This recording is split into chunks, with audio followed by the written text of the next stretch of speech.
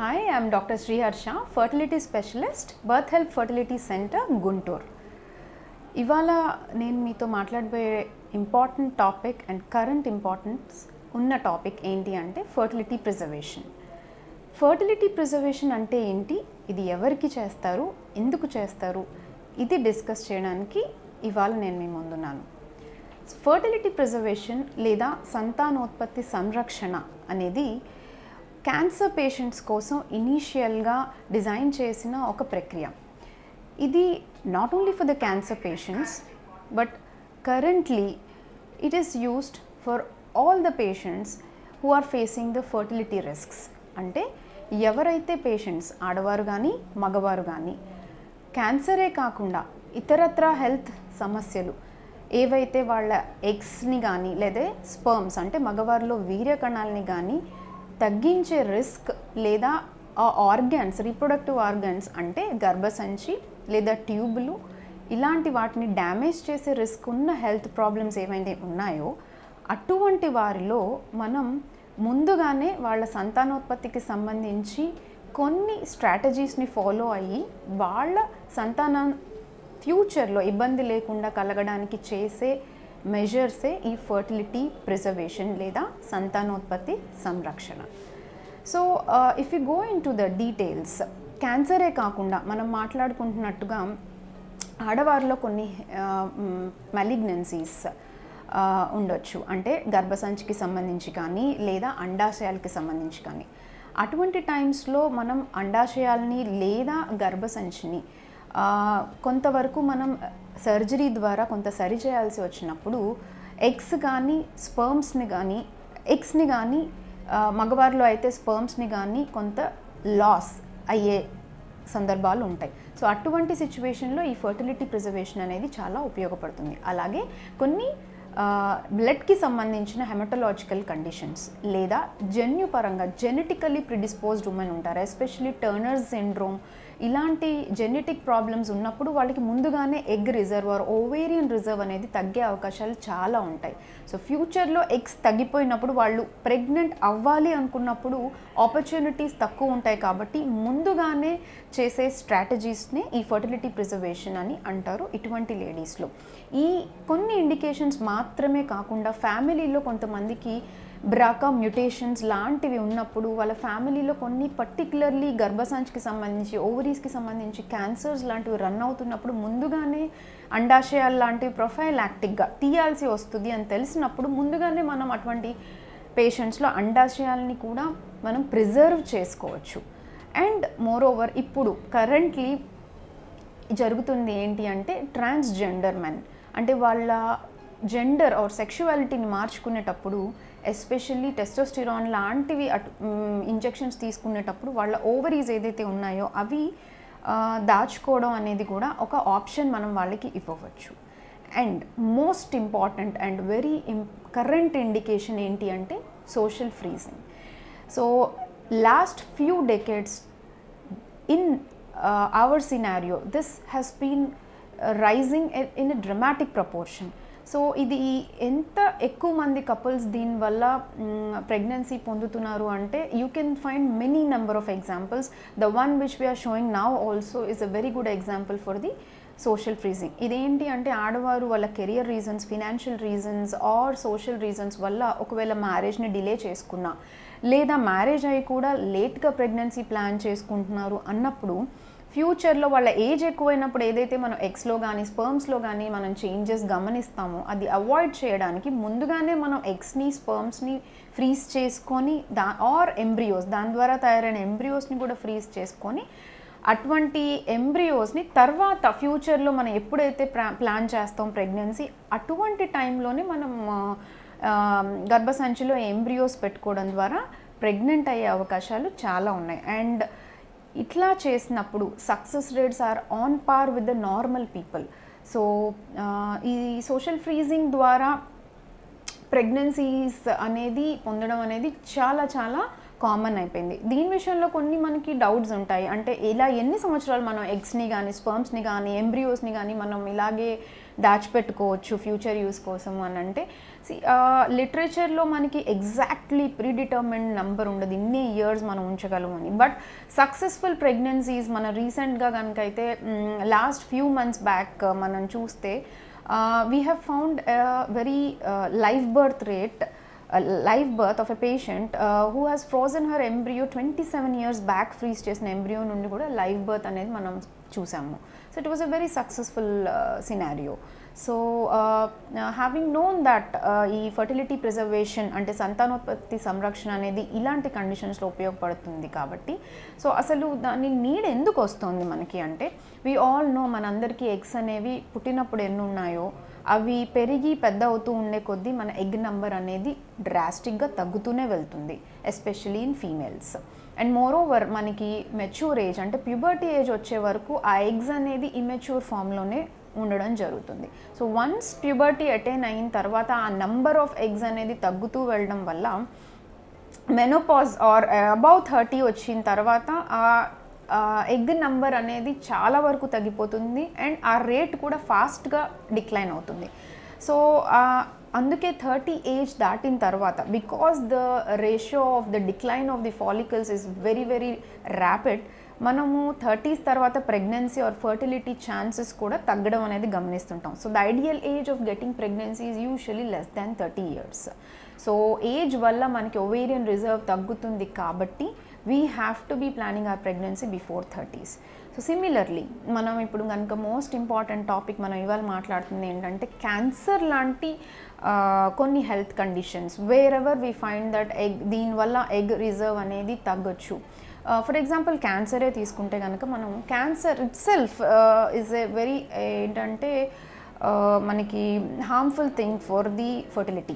ఎలాగంటే క్యాన్సర్ వల్ల మాల్న్యూట్రిషన్ అంటే పేషెంట్ జనరల్ హెల్త్ స్టేటస్ తగ్గిపోవడం వల్ల ఆటోమేటికల్లీ ఫర్టిలిటీ తగ్గుతుంది, స్ట్రెస్ లెవెల్స్ పెరుగుతాయి, వీటన్నిటి వల్ల కూడా ప్రెగ్నెన్సీ రేట్స్ అనేది డ్రాస్టిక్గా తగ్గుతుంది. Apart from that cancer not only kills the cells which are actively dividing, cancer treatment వల్ల కూడా మనం ఫర్ ఎగ్జాంపుల్ క్యాన్సర్ కోసం ఏదైతే కీమోథెరపీ, రేడియోథెరపీ, సర్జరీస్ లాంటివి చేస్తుంటామో ఆ ట్రీట్మెంట్స్ కూడా క్యాన్సర్ సెల్స్నే కాకుండా పక్కనున్న నార్మల్లీ డివైడ్ అయ్యే యాక్టివ్ సెల్స్ని కూడా కొంతవరకు డిస్ట్రాయ్ చేయడం జరుగుతుంది. ఆటోమేటికల్లీ ఏంటంటే ఎగ్ రిజర్వ్ లేదా స్పర్మ్ డ్యామేజ్, స్పర్మ్లో కూడా జెనెటిక్ చేంజెస్, మ్యూటేషన్స్ ఇట్లాంటివన్నీ వచ్చే అవకాశాలు ఉన్నాయి. So finally cancer is one dangerous thing which will have a major impact on the fertility.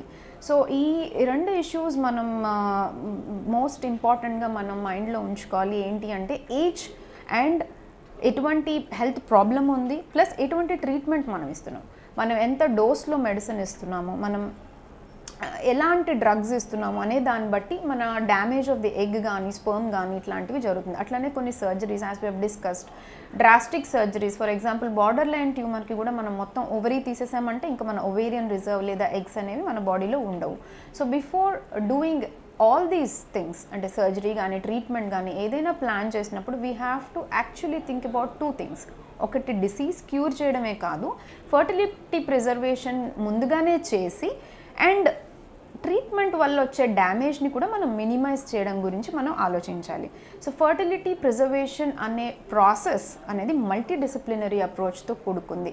అంటే ఉదాహరణకు not only the cancer specialist or ఏదైనా హెల్త్ ప్రాబ్లం ఉంటే ఆ పర్టిక్యులర్ ఫీల్డ్లో ఉన్న స్పెషలిస్ట్ చూడడమే కాకుండా వాళ్ళు పేషెంట్ని ఇప్పుడు మనాంటి ఫర్టిలిటీ స్పెషలిస్ట్ దగ్గరికి especially who can do this fertility preservation పద్ధతులు అవన్నీ చేసే డాక్టర్స్ దగ్గరికి పంపించడంతో మనకి ఈ ప్రాసెస్ అనేది మొదలవుతుంది. సో ఈ మ్యూచువల్గా అటువంటి స్పెషలిస్ట్ అందరూ కలిసి తీసుకునే నిర్ణయం అనేది ట్రీట్మెంట్ ముందర ముఖ్యమైనది. సో ట్రీట్మెంట్ చేసే ముందు పేషెంట్ ఏజ్ ఏంటి, వాళ్ళ లైఫ్ స్పాన్ ఎంత ఉంటుంది ఆఫ్టర్ ట్రీట్మెంట్, వాళ్ళకి ఎట్లాంటి ట్రీట్మెంట్ ఇస్తున్నారు, అట్ ద సేమ్ టైం వాళ్ళకి ట్రీట్మెంట్ వల్ల వచ్చే బెనిఫిట్స్, రిస్క్స్ ఇవన్నీ కూడా మనం వాళ్ళకి ఎక్స్ప్లెయిన్ చేసిన తర్వాతే మనం ఈ ట్రీట్మెంట్కి ముందుకెళ్ళడం అనేది జరుగుతుంది. సో ఈ మల్టీ అప్రోచ్ అనేది మనం మోస్ట్ ఇంపార్టెంట్గా తీసుకోవాల్సి వస్తుంది. సో ఈ ఫర్టిలిటీ ప్రిజర్వేషన్ కోసం మనం ఎగ్స్ని, స్పర్మ్స్ని, ఎంబ్రియోస్ని మనం ఎలాగైతే ఫ్రీజ్ చేస్తామో, ఉదాహరణకు ఒక అమ్మాయి ఉంది, యంగ్ ఏజ్ అమ్మాయి, where she doesn't have a male partner, marriage అవ్వలేదు, అలాంటప్పుడు మనం వాళ్ళ ఎగ్స్ మాత్రమే తీసుకోగలుగుతాము. దాన్ని oocyte క్రయోప్రిజర్వేషన్ అని అంటారు. సో సిమిలర్లీ ఒకవేళ మ్యారేజ్ అవుతుంది లేదా పార్ట్నర్ ఉన్నారు, అలాంటప్పుడు ఏంటంటే ఎగ్ని, స్పర్మ్ని కూడా కలిపి ఎంబ్రియో తయారు చేసుకొని అటువంటి ఎంబ్రియోస్ని మనం ఫ్రీజ్ చేసుకోవచ్చు. Before they go for cancer treatment or any medical treatment మనం ముందుగానే ఇది చేయడం అనేది most important thing. So likewise ఒకవేళ age of the child is very very less, prepubertal అంటే ఇంకా ఎగ్స్ మెచ్యూరిటీ స్టేజ్కి కూడా రాలేదు, అలాంటప్పుడు మనం ఎగ్స్ని తీయలేం కాబట్టి వాళ్ళలో డైరెక్ట్గా ఓవరీ లేదా అండాశయాన్ని part of the ovarian tissue or మొత్తం ఓవరీని కూడా మనం ప్రిజర్వ్ చేసుకోవచ్చు. దాన్ని oocyte క్రయోప్రిజర్వేషన్ అంటారు. రీసెంట్ ఇయర్స్, ఫ్యూ ఇయర్స్ వరకు కూడా ఈ టోటల్ ఓవరీ ఫ్రీజ్ చేయడం అనేది ఒక రకంగా ఎక్స్పెరిమెంటల్గా చేశారని చెప్పొచ్చు. బట్ నౌ ఈ పద్ధతి ద్వారా కూడా many hundreds of people have conceived. So ఇప్పుడు ఇది no more experimental. So young age చిల్డ్రన్లో క్యాన్సర్స్ లాంటివి వచ్చినా కూడా మనం ఇలాంటి oocyte ఆర్ ఓవరీ క్రయోప్రిజర్వేషన్ అనే పద్ధతిని కూడా సక్సెస్ఫుల్గా చేయొచ్చు. లైక్ వైజ్ ఇంకా కొన్ని పద్ధతులు ఉన్నాయి, ఇమ్మెచ్యూర్ ఎగ్స్ ఉన్నాయి, లేదా క్యాన్సర్ ట్రీట్మెంట్ చాలా అర్జెంట్, మనం ఎగ్స్, స్పర్మ్స్, ఎగ్స్, ఎంబ్రియోస్ తయారు చేయాలన్నా కూడా IVF ద్వారా చేయాలి అంటే మనకి అట్లీస్ట్ మినిమం 15 days టైం కావాల్సి వస్తుంది. అంత టైం కూడా లేదు అన్నప్పుడు, ఎమర్జెన్సీగా చేయాలి అన్నప్పుడు డైరెక్ట్ ఓవరీనైనా తీయొచ్చు లేదా ఇమ్మెచ్యూర్ ఎగ్స్ని చేయొచ్చు. తీసి అటువంటి ఎగ్స్ని మనం బయటే కల్చర్ చేయొచ్చు. దాన్ని ఇన్ విట్రో మ్యాచురేషన్ అంటారు. సో టైం ఫ్యాక్టర్ బట్టి మనం మన ట్రీట్మెంట్ స్ట్రాటజీని డిసైడ్ చేసుకోవాల్సి వస్తుంది. సో ఈ విధంగా మనం ఎంబ్రియోస్ని, ఎగ్స్ని ప్రిజర్వ్ చేసుకోవడం మాత్రమే కాకుండా ఎస్పెషల్లీ మెన్లో ఉన్న ఎస్టాబ్లిష్డ్ టెక్నిక్ అనేది sperm cryopreservation. In females actually మనము ఎగ్స్ని మనం ఇలాగా తీసుకుంటున్నాము, ఎంబ్రియోస్ని ఇలా దాచిపెట్టుకుంటున్నాము, మనం రేడియోథెరపీ లాంటి ట్రీట్మెంట్స్ ఇస్తున్నప్పుడు ఉన్న ఓవరీస్ డ్యామేజ్ అవాయిడ్ చేయాలంటే కొంచెం ఓవరీస్ని కొంచెం పక్కకి జరిపి తీసుకొని వెళ్ళే సర్జరీస్ లాంటి, అంటే ఊఫరోపెక్సీ ఇలాంటి సర్జరీస్ కూడా, కొన్ని రకాల మెడిసిన్స్ కూడా మనం ఇవ్వవచ్చు. సో ఆడవాళ్ళలో మోస్ట్ ఇంపార్టెంట్ థింగ్ వాళ్ళ ఏజ్ అండ్ వాళ్ళ ట్రీట్మెంట్ టైం ఎంత ఉంది అనే దాన్ని బట్టి మనం ట్రీట్మెంట్ స్ట్రాటజీస్ డిసైడ్ చేస్తాం. లైక్ వైజ్ మనం మాట్లాడుకుంటున్నట్టు మెన్లో మోస్ట్ ఇంపార్టెంట్ మొడాలిటీ ఏంటి అంటే only thing is the sperm cryopreservation. So ఈ మగవాళ్ళలో వీర్య కణాలను ఎప్పుడైతే మనము ఫ్రీజ్ చేస్తామో అగైన్ ద టైం పీరియడ్ అనేది నెంబర్ ఆఫ్ ఇయర్స్ వరకు మనకి స్పర్మ్ సర్వైవ్ అవ్వడం మనం గమనిస్తూ ఉంటాము. మగవాళ్ళలో ఒకవేళ కనుక స్పర్మ్స్ ఇవ్వలేని పరిస్థితిలో వాళ్ళు ఉన్నారు, వాళ్ళకి ఇరెక్షన్ ప్రాబ్లమ్స్, ఎజాక్యులేషన్ ప్రాబ్లమ్స్ అట్లాంటివి ఏమన్నా ఉన్నా కూడా మనం స్టిల్ వాళ్ళ దగ్గర నుండి ఎలక్ట్రో ఎజాక్యులేషన్ లేకపోతే టెస్టిస్లోనే నీడిల్ వేసి డైరెక్ట్గా తీసుకోవడం లాంటివి చేయొచ్చు. ఉదాహరణకి యంగ్ బాయ్స్ ఇజాక్యులేషన్ లాంటివి వాళ్ళు చేయలేనప్పుడు మనం డైరెక్ట్ టెస్టిస్ నుండి కూడా స్పర్మ్స్ని తీసుకోవచ్చు. సో ఇన్ దిస్ వే జెంట్స్లో కూడా ఈ ఫర్టిలిటీ ప్రిజర్వేషన్కి చాలా ఆప్షన్స్ ఉన్నాయి. బట్ స్టిల్ కొంచెం మగవాళ్ళలో మాత్రం ఇమ్మెచ్యూర్ టెస్టిస్ అంటే వెరీ యంగ్ ఇంకా మెచ్యూరిటీ ఏజ్కి రాని బాయ్స్లో ఇమ్మెచ్యూర్ టెస్టిస్ని, ఎందుకంటే స్పర్మ్స్ మెచ్యూర్ అవ్వవు కాబట్టి అలాంటి వాటిల్లో మాత్రం కొంచెం ఇంకా కొంత ప్రిలిమినరీ స్టేజెస్లోనే ఈ దాని నుండి సక్సెస్ఫుల్ ప్రెగ్నెన్సీస్ అనేవి ఇంకా హ్యూమన్స్లో ఇంకా మనము అబ్జర్వ్ చేయడం అనేది జరగలేదు. Otherwise fertility preservation in men is also actually having good number of options. So having known that ఈ ఫర్టిలిటీ ప్రిజర్వేషన్ ద్వారా మనం ఎగ్స్ని, స్పర్మ్స్ని లేదా ఎంబ్రియోస్ని ఫ్రీజ్ లేదా డైరెక్ట్ ఓవరీని ఫ్రీజ్ చేసుకున్న తర్వాత క్యాన్సర్ ఆర్ ఏదైనా పర్టికులర్ హెల్త్ కండిషన్ క్యూర్ అయిపోయింది, నెక్స్ట్ వాట్ టు డూ అంటే వాళ్ళు కనుక హెల్తీగా ఉండి న్యాచురల్గా కన్సీవ్ అవ్వలేకపోతుంటే అప్పుడు మనం ఆల్రెడీ ప్రిజర్వ్ చేసిన గ్యామెట్స్ ఆర్ ఎంబ్రియోస్ని వాడి ప్రెగ్నెన్సీ ట్రై చేయొచ్చు through IVF. If at all that is also not possible, అది కూడా పాసిబుల్ అవ్వలేదంటే అదర్ ఆప్షన్స్ మనం పేషెంట్కి ముందుగానే కౌన్సిల్ చేస్తాం. అవి ఏంటి అంటే థర్డ్ పార్టీ, అంటే donor eggs, donor embryos or even గర్భసంచి బాగాలేకపోతే even we think of about doing the surrogacy also. So ఈ ఆప్షన్స్ అన్నీ తీసుకున్న తర్వాత మనకి ప్రెగ్నెన్సీ ప్లాన్ చేసేటప్పుడు పేషెంట్కి అట్లీస్ట్ కీమోథెరపీ ఇచ్చేటప్పుడు 1 year ఆఫ్ గ్యాప్ని మనం సజెస్ట్ చేయడం జరుగుతుంది. అండ్ మోర్ ఓవర్ ఇలాంటి ప్రెగ్నెన్సీస్ని చాలా హై రిస్క్ ప్రెగ్నెన్సీస్గా మనం కన్సిడర్ చేయాల్సి వస్తుంది, ఎందుకంటే వీళ్ళలో pre term baby, low birth weight ఉండడం ఇట్లాంటి రిస్క్ ఫ్యాక్టర్స్ని చాలా అబ్జర్వ్ చేస్తాం. కాబట్టి these pregnancies should be taken care in a tertiary obstetric unit. And rest of the pregnancy management is similar to that of other pregnancies. So మన next option కనుక మనం ఆలోచిస్తున్నప్పుడు ఏంటి అంటే, ఈ ప్రెగ్నెన్సీస్ ఇవన్నీ ఫర్టిలిటీ ట్రీట్మెంట్ ఇవన్నీ ప్లాన్ చేసేటప్పుడు లీగల్ అండ్ ఎథికల్ ఆస్పెక్ట్స్ గురించి మనం బాగా ఆలోచించాలి. ఎలా అంటే మనం పేషెంట్కి చెప్తున్నప్పుడు వాళ్ళ దగ్గర consenting is more important, especially prepubertal age group or below 18 years ఉన్నప్పుడు పేరెంటల్ కన్సెంట్, పేరెంట్స్ యొక్క సమక్షంలో వాళ్ళ అనుమతితోనే మనం ఈ ప్రొసీజర్ని and also the person who is undergoing the treatment వాళ్ళకు కూడా ఈ ట్రీట్మెంట్ గురించి మొత్తం ఇన్ఫర్మేషన్ చెప్పిన తర్వాతే మనం వాళ్ళకి ఈ ట్రీట్మెంట్ అనేది ఇవ్వడం అనేది జరుగుతుంది. So these are all the most important aspects of the fertility preservation. And especially వాళ్ళ గ్యామిట్స్ని ఒకవేళ బై ఛాన్స్ వాళ్ళ లైఫ్ స్పాన్ లేదు, ట్రీట్మెంట్ తర్వాత వాళ్ళు ఎక్కువ కాలం జీవించి కనుక లేకపోతే వాళ్ళు తర్వాత కూడా వాళ్ళ ఫ్యామిలీ మెంబర్స్కి వాడుకోవడానికి అతను ముందుగానే ఆప్షన్స్ అనేది ముందుగానే రాసి ఉంచడం అనేది most important thing. So fertility preservation ట్రీట్మెంటే కాదు, దాని పోస్ట్మస్ యూసేజ్ గురించి కూడా మనం ప్రాపర్ కౌన్సిలింగ్ అండ్ కన్సల్టింగ్ అనేది most important aspect of the fertility preservation. So ఇవాల్టి topic most important salient features మనం ఏం తెలుసుకుంటామంటే ఫర్టిలిటీ ప్రిజర్వేషన్ గురించి, fertility preservation is a very reachable and very very valuable tool for all the people, men, ఆడవారు, మగవారు, for all the age groups. Especially ఎవరెవరైతే కనుక cancer లాంటి మేజర్ సమస్యలతో బాధపడుతూ ఉండి వాళ్ళకి ఫ్యూచర్లో ప్రెగ్నెన్సీ రావడానికి ఇబ్బంది రావచ్చు అన్న హెల్త్ కండిషన్స్ అన్నిట్లోనూ, and more important current scenario బట్టి ఎవరైతే ప్రెగ్నెన్సీని పోస్ట్పోన్ చేసుకుంటున్నారో లేట్ ఏజెస్ కోసం, అటువంటి వారిలో ఈ ఫర్టిలిటీ ప్రిజర్వేషన్ చాలా చాలా ఉపయోగపడుతుంది. సో ఈ ఆప్షన్స్ అన్నిటినీ it is always very important to use it wisely. Thank you. మాతృత్వం ఎంతో అందమైన కళ. అదే కళ నిజమైతే మీ కలల సాకారానికి ఎల్లప్పుడూ మీకు అందుబాటులో ఉంటుంది బర్త్ హెల్ప్ ఐవీఎఫ్ సెంటర్.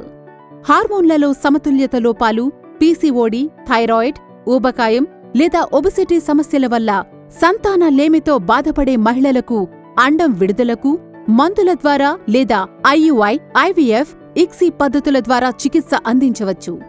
వయసు వల్ల కాని, జన్యుపరమైన కారణాల వల్ల కాని అండాల సంఖ్య తగ్గిన ఆడవారిలో ఐవీఎఫ్, ఇక్సీ ద్వారా సంతాన సాఫల్యత మా ప్రత్యేకత. ఇన్ఫెక్షన్ లేదా గడ్డల వల్ల దెబ్బతిన్న గర్భాశయం ఉన్నవారికి సర్జరీ ద్వారా చికిత్స చేయబడును.